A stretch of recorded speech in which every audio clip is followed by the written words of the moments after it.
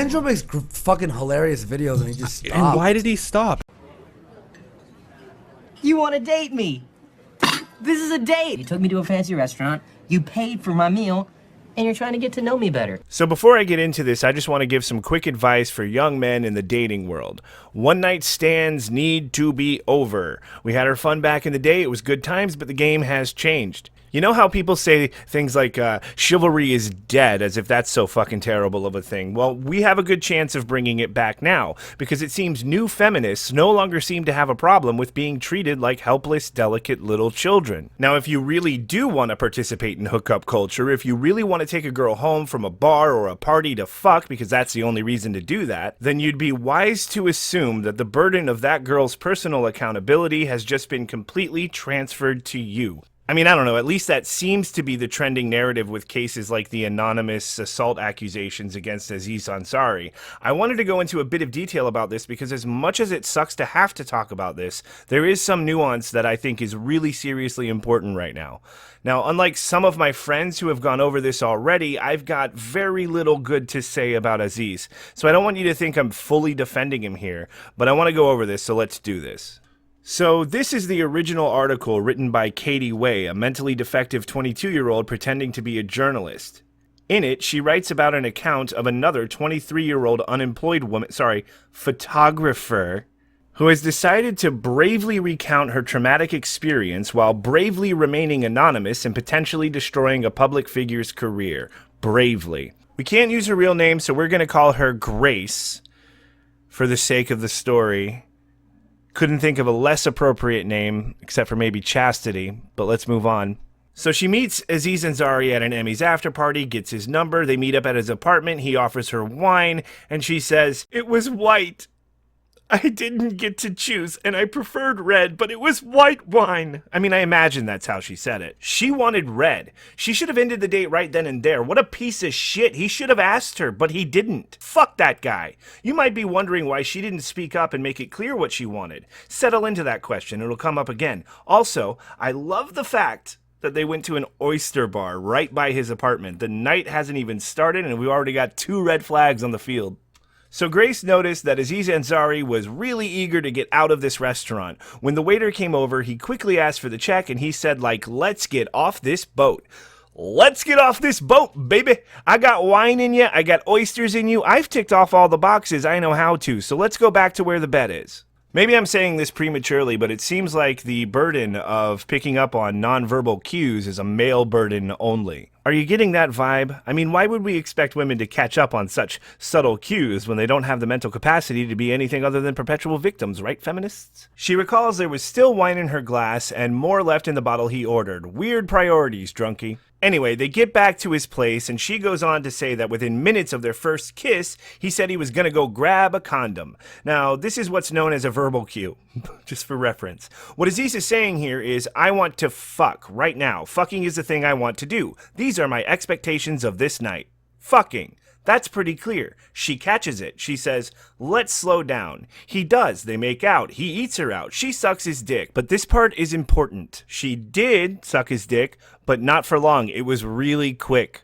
He's bad sexually. Very important. He chooses the wrong free wine to feed your alcoholism, and then he's bad at sex? What a loser. Hey, I enjoy emasculating rich and successful men as much as the next person. It makes me feel good about myself. Don't you feel good about yourselves? Sure you do. Let's keep doing it. She said the move he kept doing was taking his 2 fingers in a V shape and putting them in my mouth, in my throat, to wet his finger, because the moment he'd stick his finger in my throat, he'd go straight for my vagina and try to finger me. He's gonna finger you. This guy is a fucking 14-year-old trapped in a 34-year-old man's body. And what's weird is he seems to be acting exactly like his character from Parks and Rec. We had dinner last night and breakfast this morning.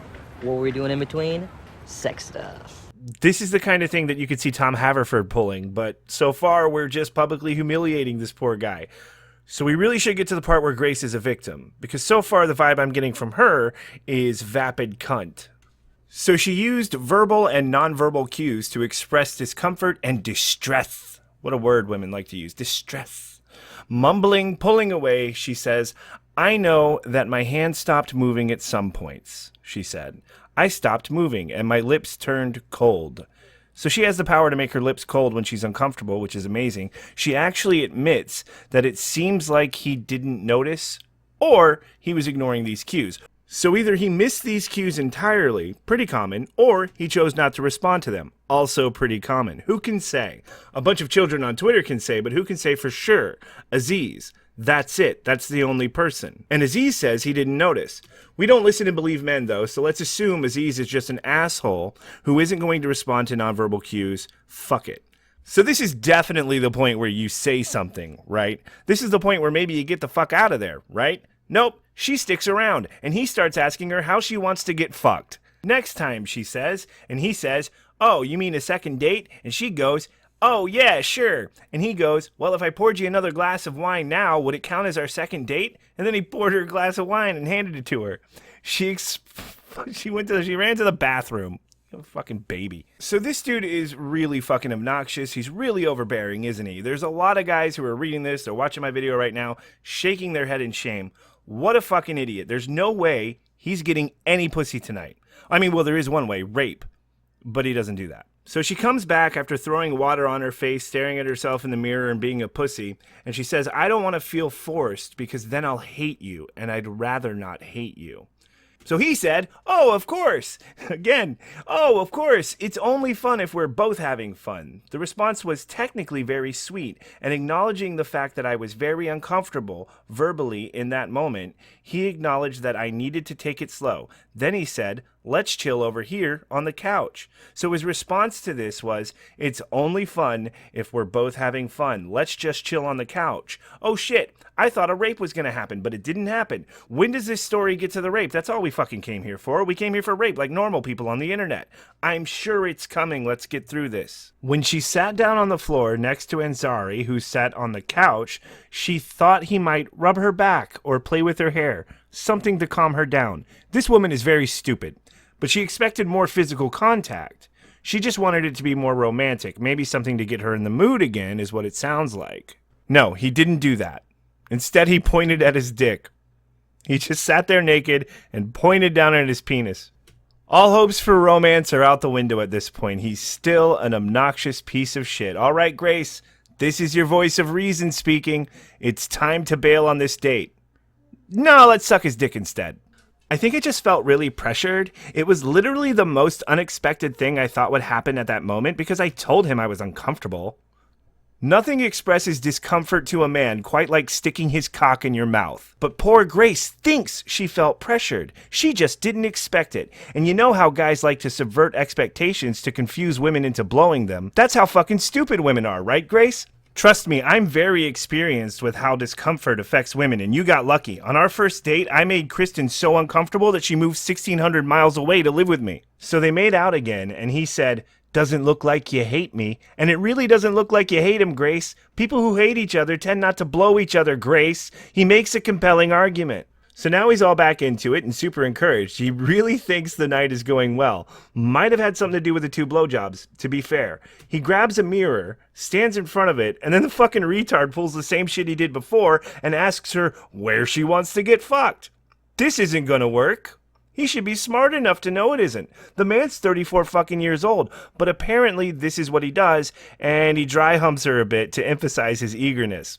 I just remember looking in the mirror and seeing him behind me. He was very caught up in the moment, and I obviously very much wasn't. After he bent me over is when I stood up and I said, "No, I don't think I'm ready to do this. I really don't think I'm going to do this." And he said, "How about we just chill? But this time with her clothes on." So there, she remembers how to speak. And again, she very clearly does not want to have sex, even though she's still there. And while he may not be understanding her position, she understands his at this point very fucking clearly. So just like a sexual predator, he stopped when she said no. They got dressed, he tries to make out and finger fuck her face like he did at the beginning of the night, and she finally leaves, crying in the cab on the way home, and a few months later she's convinced she's a victim of sexual assault while seeing him win an award for something that has nothing to do with her. Here's a summary. He wanted to have sex, I said slow down, we made out. I sucked his dick. He wanted to have sex, and I said next time. We made out and I hated it. I was powerless to do anything but suck his dick. He wanted to have sex again, and I said no, and we made out, and then I left and cried about it. Then I told this whole story to a 22-year-old pretending to be a journalist, and we both decided to destroy his career. The end. So this story is both being explicitly framed as sexual assault and being used opportunistically by Katie Way to take down Aziz Ansari for the benefit of her own career. That's clearly her only interest here. But nobody is correct either. Aziz is overbearing and obnoxious. He's clearly pressuring her. He's either too stupid to see it, which at 34 isn't all that excusable, or he's genuinely choosing to ignore her advances. So, as with a lot of male feminists who aren't really feminists, because being a male feminist today makes no sense at all, there's just not a lot of defense for him except for this. No worked. When she said no to sex, he stopped. Every time she explicitly verbally communicated her discomfort, he stopped. He pushed the boundaries of consent about as far as you can without assaulting someone, but he didn't assault her, and he didn't deserve to have his career potentially ruined. And that's the extent of his defense. But to every single new feminist who completely embraces and justifies Grace's behavior in her account, if you want to smash the patriarchy, maybe stop embracing it so fucking much, because absolving women of accountability, treating them like children, and building societies around men protecting women at all costs is fucking patriarchy. Make up your fucking mind. Do you want to be held responsible for your actions, or do you want the patriarchy to swoop back in and be your fucking daddy? And for every single one of you assholes who ever called me a misogynist, I'm a better feminist than you are. I believe that women are better than this, and you can't see it right now, but I'm pointing at my dick.